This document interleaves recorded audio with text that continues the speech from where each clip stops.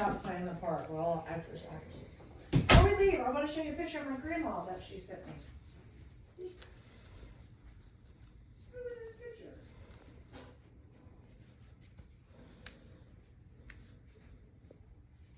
Uh-oh. Oh, do I want to read this? I didn't text him today. Do I want to read this before the Subway interview? Well, no. if you file and you get $1,000 come back, you get yourself a little Canon G7 Mark II. You know, one of those little Canon cameras, the G7 Mark II. Nice thoughts. Beautiful. Oh, so positive in the day today. Hi, Rebecca. How are you? Hi, Clouds. How are you? I call you Rebecca. I call you Tammy. I call you Teresa. And I call you Lucas. Woo woo.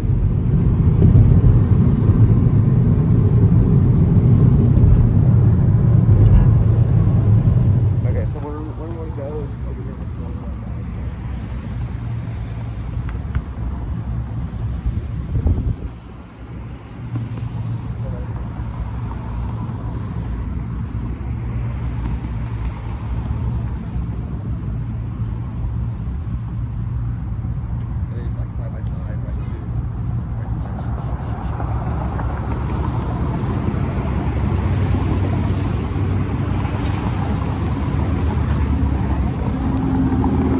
Got it. Well, that place is great.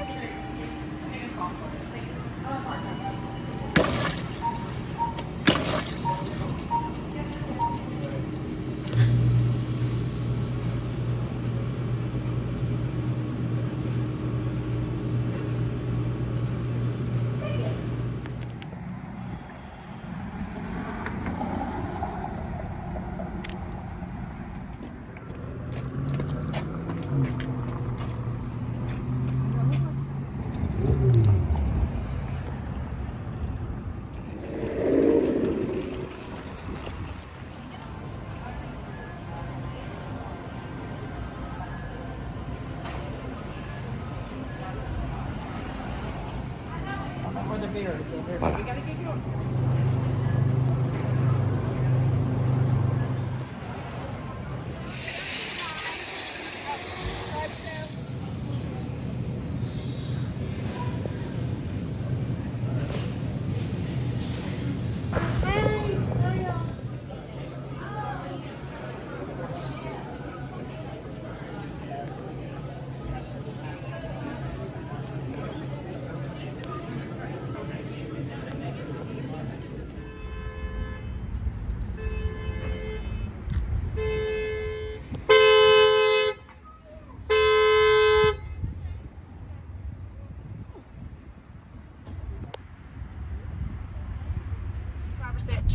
What is your BMI? What does BMI mean? That's why you need to see The Well. Interest. Index. You need to watch The Well. Yeah. Brandon Fraser explains it. And I need to go to school. It's about fat people. And it's also kind of about Jonah and the Well. Ooh, there's a nice sun right there. See, there's a sun. Yeah, good. It's a nice sun. Isn't that nice? And I lost a friend today. Thank you, Rebecca. Yeah, her friend, what happened with your friend today? She just hung up on and blocked you all in one day. What'd you say to her? Something about medicine, and she hung up on her. Did you say something? I don't want to talk about it. She's upset. We were talking about how many Americans are obese, and also The Well with Brandon Fraser. We wanted to see that. We were going to go see it this weekend, but something with the plans fell through for some reason. Now we're going to look at the highway. Now my grandma sent me a message. Oh, she sounds bizarre, but I didn't read the post. Boy, it's shaky right here. Everything's shaky. It is shaky. There we go. It's a little better. I lied to my grandma today. I'm sorry. What did you say? What was the confess? She thought I was working tonight. Oh, okay. At the pizza place. So I didn't want to interrupt her because it's the day after her birthday. Oh, today's her birthday. No, the day after her birthday. The day after your birthday. It's my day after the birthday too. Today's after your birthday. A day after birthday too. My day after my birthday too. I feel guilty now. I feel guilty. She sent me a message. You know, they say guilt is imaginary. She sounds bizarre. Keep away from 40%. are obese. Extremely obese. 30% is about your body mass index. Yeah, 40% of Americans in the United States of America are actually obese. Because they eat too much McDonald's French fries and hamburgers, which we don't do. I like to cook. I know my portioning. I know my calories when I cook for my husband and myself. So if you're going to order, you want to order from a fancy restaurant where they have better, you know, the nicer restaurants. They can put a lot of butter. The nice restaurants are good. They can put butter into that. You can ask them. They've got diet meals. How do you know? Are you back there, behind there? Do you know that? Have you seen that? They have diet meals. If you order from a nice restaurant, there's a good chance. What's a nice restaurant? Do we have money to go to a nice restaurant? Hofbrau's. Steak. Hofbrau's Steakhouse? They're nice. Steak is nice. But they put butter on their steak, just like Outback. They put butter. They put hidden stuff that you don't know about. Yeah, but you can tell them to hold the butter. I've been in the food service for 25 years. You haven't. I know it. You can tell them to hold the butter. You can tell them to hold the butter. Going to one of my favorite restaurants, Tokyo Cafe off of Pershing, just right off of Camp Bowie. I highly suggest it. Great sushi. If you like sushi, Tokyo Cafe is the way to go. Also, I'm listening to Sonic Youth, Daydream Nation. Sounds like a really interesting song. Sonic Youth is becoming one of my favorite bands. They're an acquired taste band is what I call them. I don't know if that's a genre. Other acquired taste ones are bands like Wilco and maybe Fugazi are acquired taste bands. That means over time you start to like them more and more. And Sonic Youth is pretty cool. The cool thing about Sonic Youth, though, is the lead singer, her last name is Gordon. She's 70 years old now. Patti Smith is 76. It's crazy. They're like grandma punk rockers, for real. It's just some craziness. But I like Sonic Youth, so Daydream Nation. This episode is brought to you by Drooble, a music community that's probably one of the best music communities ever. I heard a really, really good song today. I do get paid off of Drooble too, so you can make money off Drooble. One way is music reviews.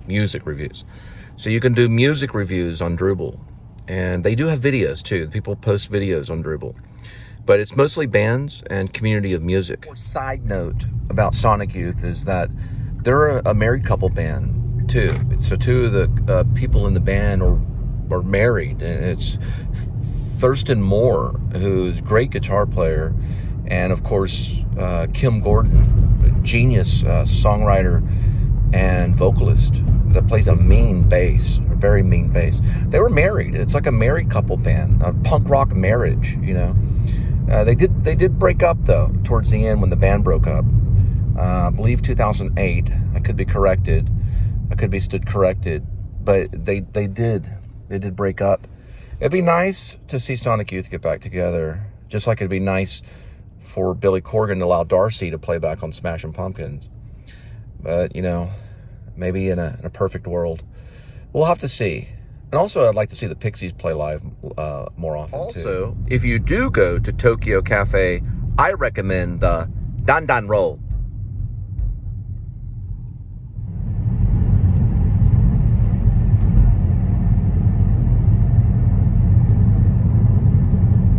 One thing I'm going to say a little bit different than Sonic Youth and Wilco is Sonic Youth really revolutionized what is known as noise rock.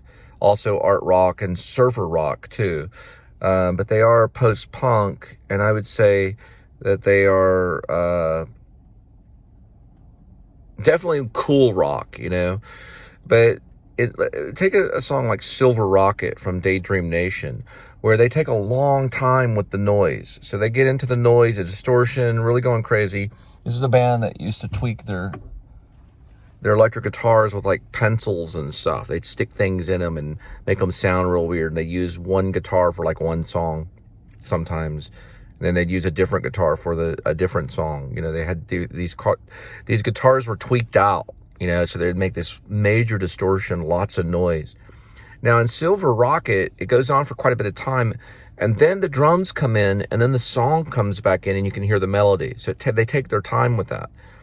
Wilco does the same thing. If you ever listen to Wilco, they'll go off, and they'll get into the noise for a moment, and then they get right back into the song very quickly, usually with maybe a slight lull, and then they just go right back into their song. So if you listen to some of Wilco's stuff, they do that every once in a while. And they just start tearing it up, and then they go right back into the melody. Well, Sonic Youth, it takes some time before they let the noise linger. And then the drums come in, and then the song comes in underneath the noise. So they're different. They both have the same kind of techniques in certain moments. Now, I want to make it clear that they're in different genres. So Wilco is a different genre rock than Sonic Youth. They're not in the same one. But they certainly could play at the same concert. So...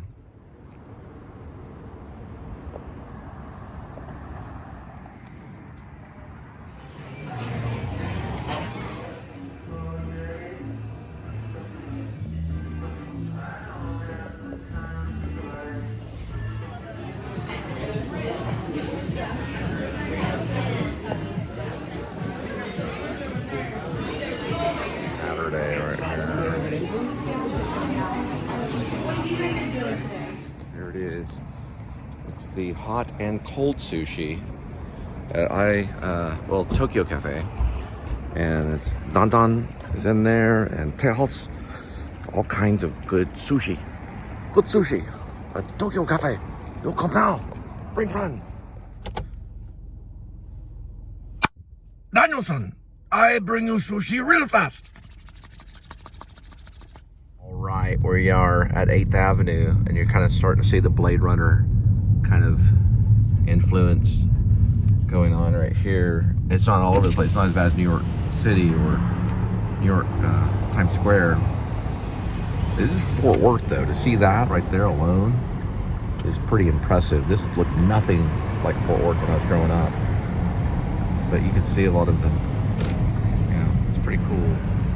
So I am dropping off at Ryan's place, and this is pretty much where I hung out when I was a teenager and had my 1973 Roadster Porsche. It was a red Porsche. I only had it for a few semesters, and then the winter killed it. And then I ended up driving around my mother's Ford Escort. It was a white Ford Escort.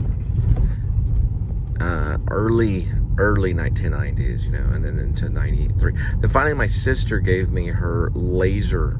It was like I think it was like almost like a Chrysler. Very similar to a Neon, but it was a Laser sports car that had a stick shift. Pretty cool. It lasted me all the way from 1993 to 1998, probably 1999 maybe. So it lasted me a long time for a little car back there in the early 90s. It was a 1990 probably Laser, 1991 I think it was what it was, till the computer died. And the computer died, the car was useless. Those old computers were really crazy back then. But we're like talking about 1991 to 1998. I had that car. Coming out of, well, she had it, my sister had it in 91, and I think she gave it to me at the tail end of 1992, and I kept it all through 93, all the way to 1998, and then the computer went kaboom.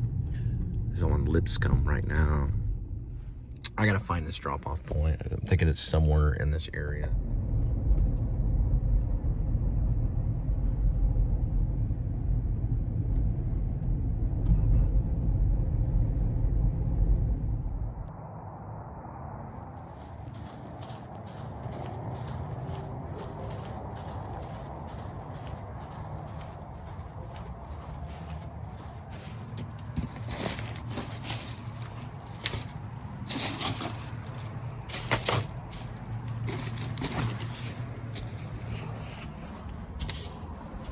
Smoked low and slow. For only $3 at QT, you can get yourself a either an egg roll or one of these steak cajitas.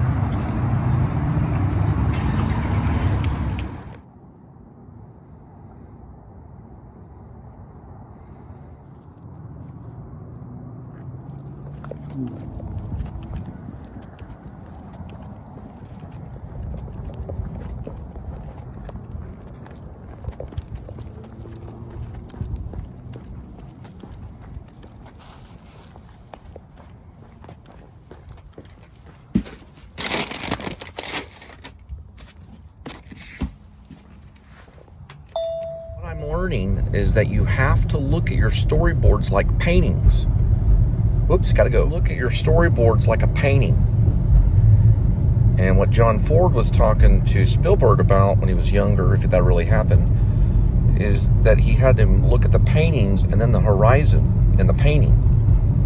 So the first thing he had him do when he showed interest in being a filmmaker was had him look at paintings. Now I heard, or I read, in Sid Field's screenplay book that you think of postcards. It's another thing too. If you ever look at a postcard, that can be like a storyboard. They should have a catch to them, something that catches the eye. So when you set up these storyboards, if you do that, if you choose to do that, and Alfred Hitchcock did it too, usually you do it when you need the picture to say something at that moment for a certain reason. Now some cinematographers and even some filmmakers, I'll say filmmakers or directors, they think that storyboards are sissy. I see what they mean, because you play it really safe with the storyboards, because you know exactly what each shot's going to look like, and you don't have to do any work once they start the filming process. But if you look at Taxi Driver, for an example, Scorsese, he had the final segment all storyboarded and went by those storyboards because he needed that image to be on the film. So I think when the storyboards are there, they need to be there, then the filmmaker will go out and do it. He'll make those storyboards and bring them with him and say, this is what it looks like. He'll show it to everyone. If he chooses not to, then that's his thing. It depends on how you want the movie to be. But I think that if you are going to choose storyboards, then you want to look at paintings first. So you want to study a lot of paintings. And if you're a painter, that's even a bonus. It's a very big bonus if you're a painter or you paint or draw. I used to, in college, I did a little painting. I did a scene painting class. But painting is very messy. So you have to have a studio or you'll get paint everywhere. But drawing can be neat. You can always draw. But you have to have that frame of mind, whether you go improv or you have everything scripted and storyboarded. You got to have the heart of a painter, I think, is part of it. You have to think like a painter.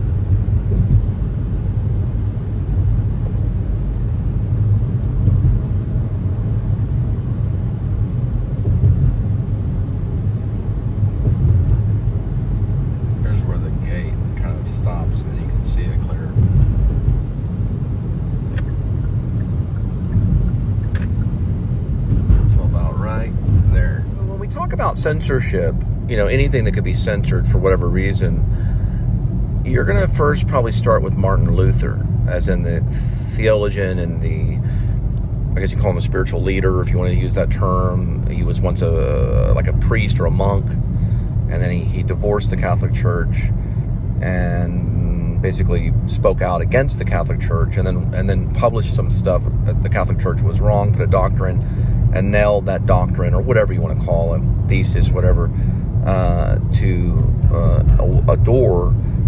It was an important place. Kind of like you could say Facebook in a way, but it was back in 1660. I don't know. I don't remember the date really. It was a long time ago. It was basically when they were publishing the first Bible on printing press.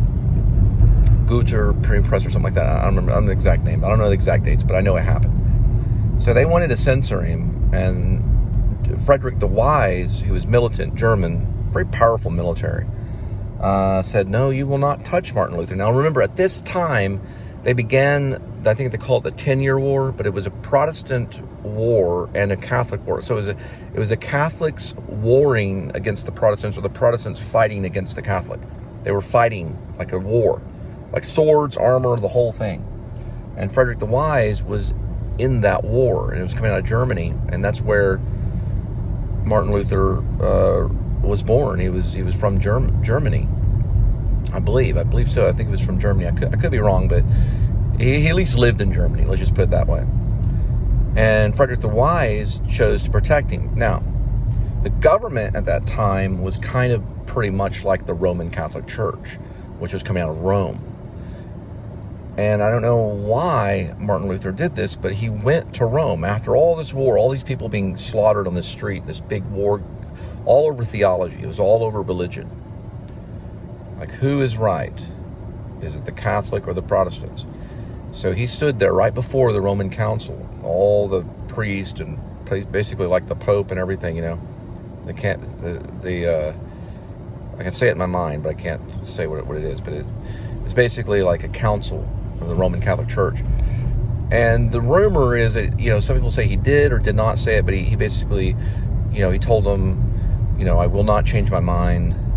There was no error. And he said, here I stand, is what he basically kind of said. Like, basically, you know, up yours. And they didn't do anything to him because they knew that there'd be a reaction, because there are already thousands of people that were slaughtered because of all of this stuff.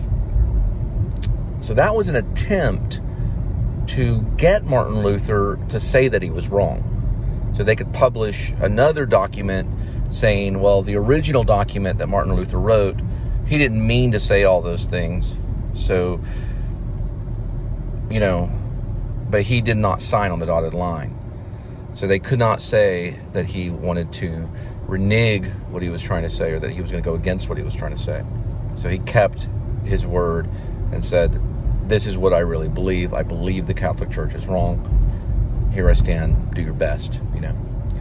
And then he lived to be an old man, wrote many songs, had many children with nuns. So he married the nuns and had many children with these nuns, and just gave the big bird to the Catholic Church, and decided to start his own church, which became Lutheran. Okay, so that's like the first attempt of major censorship. Now later I'm going to skip way further down in history. I'll figure out where I'm going, really. Right here. Yeah, I think I'm going to turn left up here. And how came about, probably like late 1950s. It was definitely being read in the 60s. It was by a guy named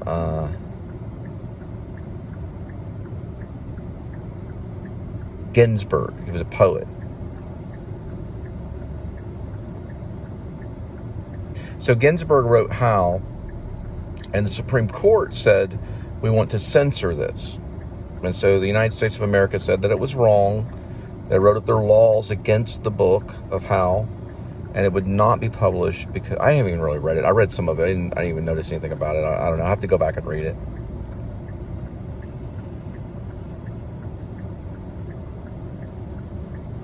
But they brought it up before the Supreme Court, and they said, we're going to censor this. It's wrong. It's evil. We don't want the public to read it. And they lost, and How was published, and it became a well-known poem book. You could call it a book or a poem. And Allen Ginsberg was the writer of that, and it's well received. You can buy it right now if you want to.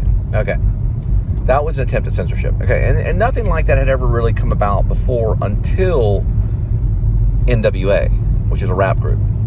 Ice Cube is part of that. I've seen him live in concert. Ice Cube is part of NWA, and that one was a pretty serious one, more so than How, because people that were going to sell, or let's say record stores that were going to sell NWA records, they'd go to jail. Okay, so they'd sell these records because they'd buy them up quick. They'd go and buy all these records from NWA at the record store, and they would take the manager of that record store and put them right into jail because of censorship.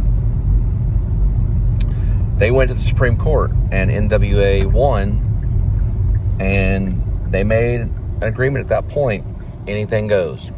Anything can be published. Now we got an issue with the Anarchist Cookbook, you know? So it's always going to be an issue. There's always going to be books and stuff that they say this is dangerous and blah, blah, blah. I don't know. Anyway, I'm at Kincaid's Grow Market. We're going to pick this hamburger up and drop it off at your doorstep.